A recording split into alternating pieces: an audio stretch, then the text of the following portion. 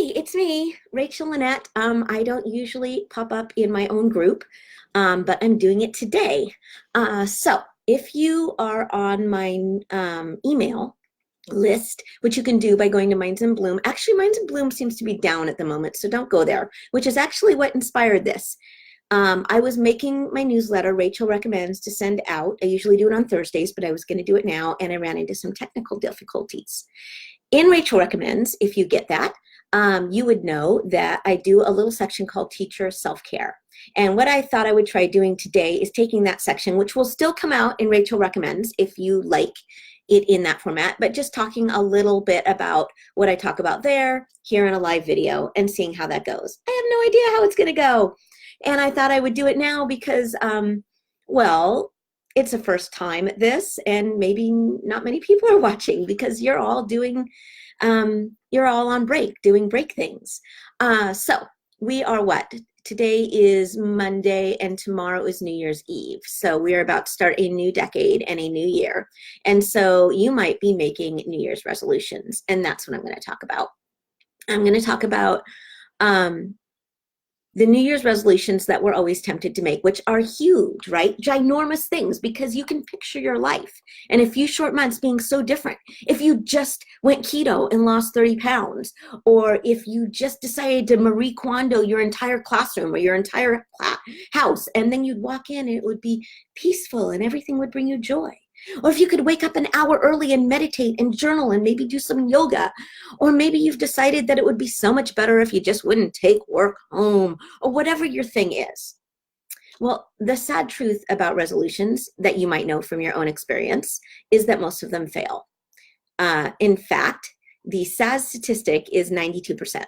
92% of people who make resolutions fail in those resolutions, which is a sad, sad statistic. So I have a new suggestion for you. This is something I've been doing over the last 6 months or so, and that is to not make New Year's resolutions at all, but instead to make small changes. Teeny changes, but a whole bunch of them, not all at once, just one at a time. So instead of going keto, maybe decide that for a week you're going to swap your usual sandwich, chips, and a Coke and a cupcake because somebody brought them and they're in the staff room and they look so good, for a salad. But you're not going to do anything else. You're still going to go home. You're still going to have 3 slices of pizza and a bowl of ice cream, or whatever you do. Or maybe instead of deciding that you are going to take everything out of your closet in your bedroom and pile it in a great big pile and Marie Kondo the heck out of it. She's the one who wants you to spark joy and get rid of basically everything you own. I think she thinks you should have only 20 books. It's a little insane. But maybe you're just going to do one drawer. Maybe the drawer with all the batteries and the paper clips and the scissors, or maybe your sock drawer. Just do one. Then maybe next week you want to do another one. Instead of not bringing work home every single day, maybe don't bring it home. Try not bringing it home on one day a week. Maybe Tuesdays, because that's the night that none of your kids have activities, and it's a good night that you can spend some time together as a family over dinner or having a game. So that's a really good night to maybe not say, oh, I'm sorry, you guys, I have got to get this lesson planning done or whatever, or these papers corrected. Maybe just one night. So the idea is you make these teeny tiny little changes that are not that big a deal. And they're not big and they're not sexy. Like people, when they tell you, they ask you, well, what's your New Year's resolution? And you say, well, I thought I'd eat a salad once a week, or I thought I'd, clean out a drawer. It doesn't sound very impressive. But if you do these little changes a little at a time, just 1 or 2 here and there, until they become habits, then in 6 months, instead of having a bunch of failed goals, what you have is a life that's pretty darn different because you've made a lot of little changes. And your life is really different. You might be healthier. You might have a more organized, calmer classroom, if that's your goal, is to really work on your classroom management. You might have a cleaner house. You might have more time with your husband. You might have more time to read. Whatever your thing is, you might have more of it if you make teeny tiny goals instead of giant goals. So I had a quote, let me pull it up. I wasn't planning on doing this, so this is gonna look a little weird. On the Rachel Recommends, the quote that I'm using, and I'm looking over at another screen, which is why you're seeing me at a weird angle. Small steps can help people make big changes to achieve what they really desire.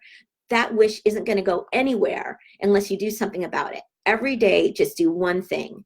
At at the end of 6 months, you'll be somewhere. So that's the concept. Just do one little thing every day. That's from Marlo Thomas, by the way. Those of you who are my age probably know who she is. Those of you who are younger might not. You can Google her. She was quite a force in her day.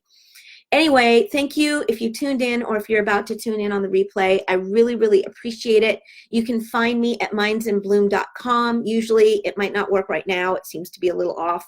Generally, you can find me at mindsinbloom.com, where you can also sign up for my email, where you can get this in a written form. And I will probably try and do one of these once a week with a little idea, with a little bit of self-care for teachers, because if anybody needs some self-care, it is a teacher. So I hope you enjoy the rest of your Christmas break. I hope you're doing something wonderful, and I hope that you have a wonderful New Year's Eve and an amazing New Year. Okay, now I've got to figure out how to make this stop. I think there was a button somewhere. Oh, there it is. All right, bye-bye, y'all.